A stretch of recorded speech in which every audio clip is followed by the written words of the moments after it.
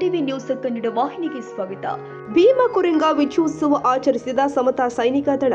ಹುಬ್ಬಳ್ಳಿ ನಗರದ new English school ಹತ್ತಿರ ಇರುವ ಸಿದ್ಧಾರ್ಥ ಸರ್ಕಲ್ನಲ್ಲಿ 1818ರ ಜನವರಿ 1ರಂದು ಸ್ವಾಭಿಮಾನಕ್ಕಾಗಿ ನಡೆದ ಭೀಮಾ ಕೊರೆಂಗ ಯುದ್ಧ ವಿಜಯೋತ್ಸವ ಹಾಗೂ ಆಯುಷ್ಮಾನ್ ಪೀತಾಂಬರಪ್ಪ ಬಿಳಾರ ಅವರ 73ನೇ ಜನ್ಮದಿನೋತ್ಸವವನ್ನು ಸಮತಾ ಸೈನಿಕ ದಳ ಹಾಗೂ ಹುಬ್ಬಳ್ಳಿ ಧಾರವಾಡ ವಿವಿಧ ದಲಿತ ಸಂಘಟನೆಗಳ ಒಕ್ಕೂಟದಿಂದ ಆಚರಣೆ ಮಾಡಲಾಗಿದೆ.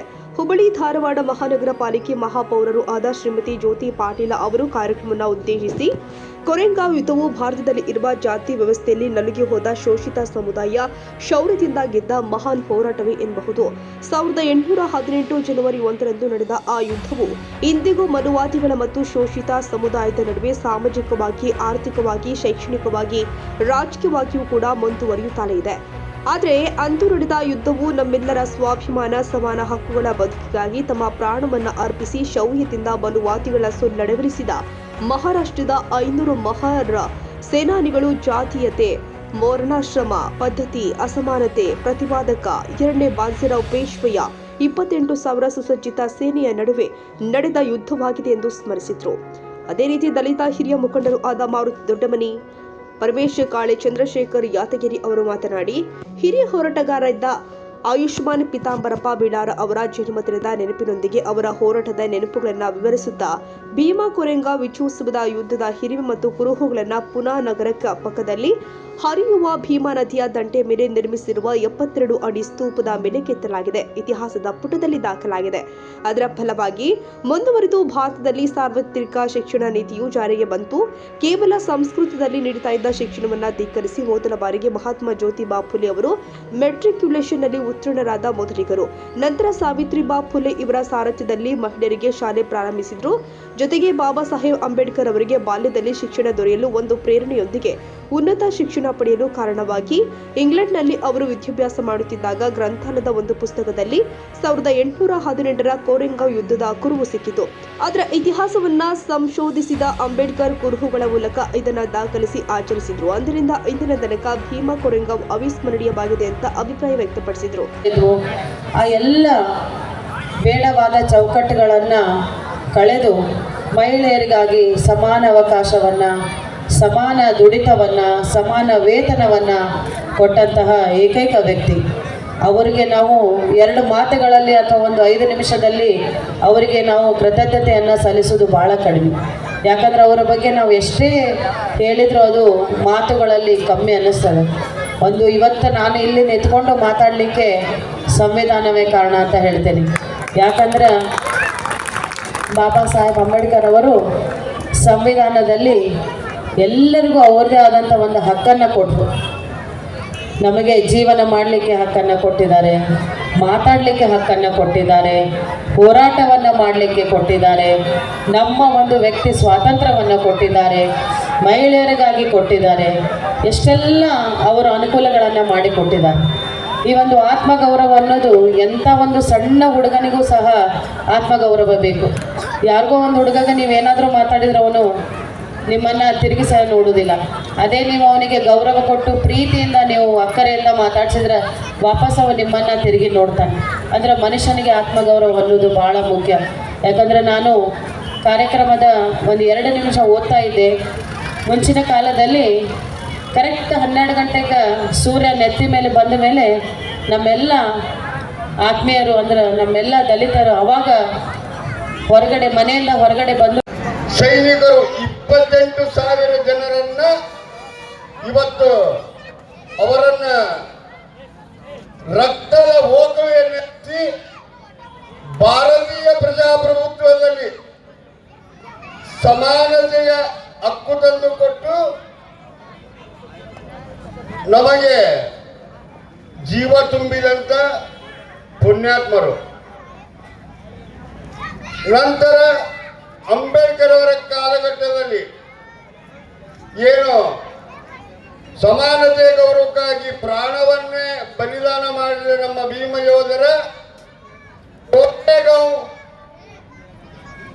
ಪುಣಾದಲ್ಲಿ ಅವರ ಸ್ಮರಣಾರ್ಥ ಏನು ಜನವರಿ 1 ಇದನ್ನ ಆಂಗ್ಲರು ಏಪ್ರಿಲ್ ಅಂತಾರೆ, ದಲಿತರು ವೀರ ಯೋಧರ ಶೌರ್ಯ ದಿನ ಅಂತಾರ. ಅದಕ್ಕೆ ಈ ವೇದಿಕೆ ಮುಖಾಂತರ ನಾವೊಂದು ಸಂದೇಶ ಹೇಳಲಿಕ್ಕೆ ಇಷ್ಟಪಡುತ್ತೇನೆ. ಈ ವೇದಿಕೆಯಲ್ಲಿ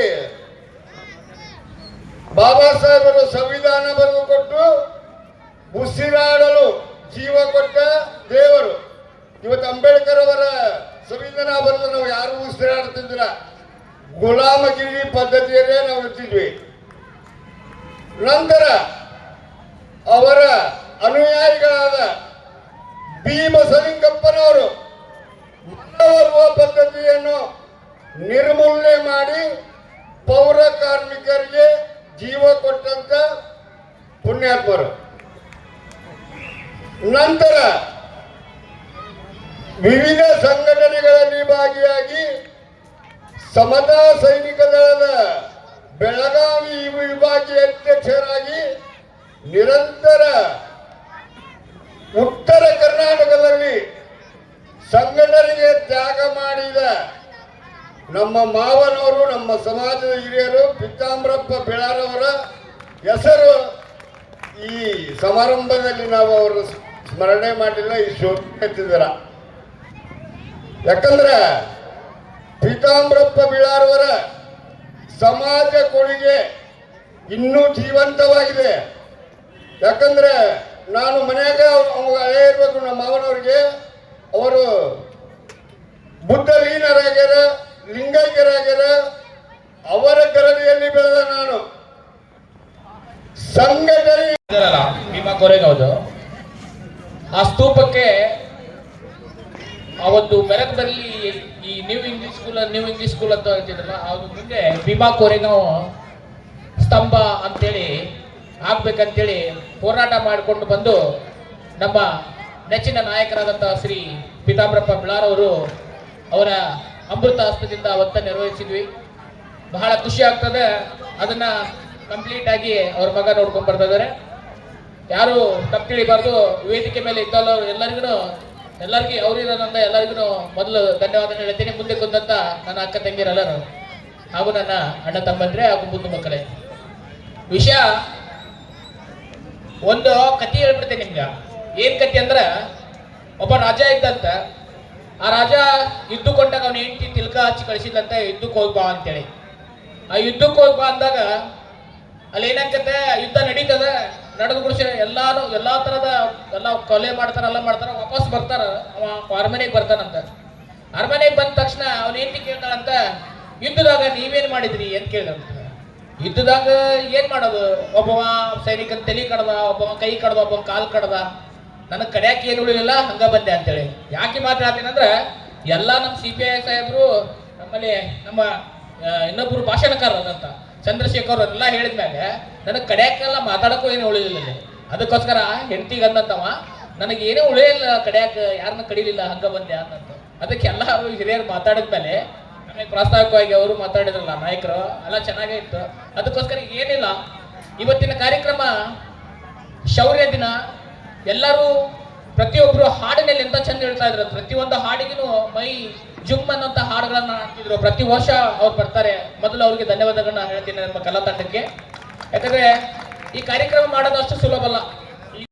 ಕಾರ್ಯಕ್ರಮದಲ್ಲಿ ಸಮತಾ ಸೈನಿಕ ದಳ ರಾಜ್ಯ ಪ್ರಧಾನ ಕಾರ್ಯದರ್ಶಿ ಮಲ್ಲಿಕಾರ್ಜುನ ಬಿಳಾರ, ಪೊಲೀಸ್ ನಿರೀಕ್ಷಕರು ಆದ ಸುರೇಶ್ ನಾಯಕ, ಸಿದ್ಧಾರ್ಥ ಬಿಳಾರ, ಮಲ್ಲಿಕಾರ್ಜುನ ಯಾದಗೇರಿ, ಮಲ್ಲೇಶ್ ಬೆಳವಡಿ, ಹಜರತ್ ಅಲಿ ಚೋಡಮನಿ, ವಿರೂಪಾಕ್ಷ ಚಿರ್ವಾದಿ, ಶ್ರೀಮತಿ ಚೇತನ ಲಿಂಗದಾಳ, ಲಕ್ಷ್ಮಣ್ ಚಿರ್ವಾದಿ, ನಿಂಗರಾಜ ಹೊಸಮನಿ, ಸಂತೋಷ್ ದೊಡ್ಡಮನಿ, ರಘು ಚಿರ್ವಾದಿ, ವಿನೋದ್ ಕಾಳಿ, ಅಶೋಕ್ ಕಾವೇರಿ, ಶ್ರೀಮತಿ ಹುಸೇನ್ ನಬಿ ನಲ್ವತ್ವಾಡ, ನಜೀರ್ ಹುನ್ನಾಳ, ಹನುಮಂತ ಬೊಮ್ಮನಹಳ್ಳಿ ಹಾಗೂ ಸಾವಿರಾರು ಮುಖಂಡರು ಪಾಲ್ಗೊಂಡಿದ್ದರು.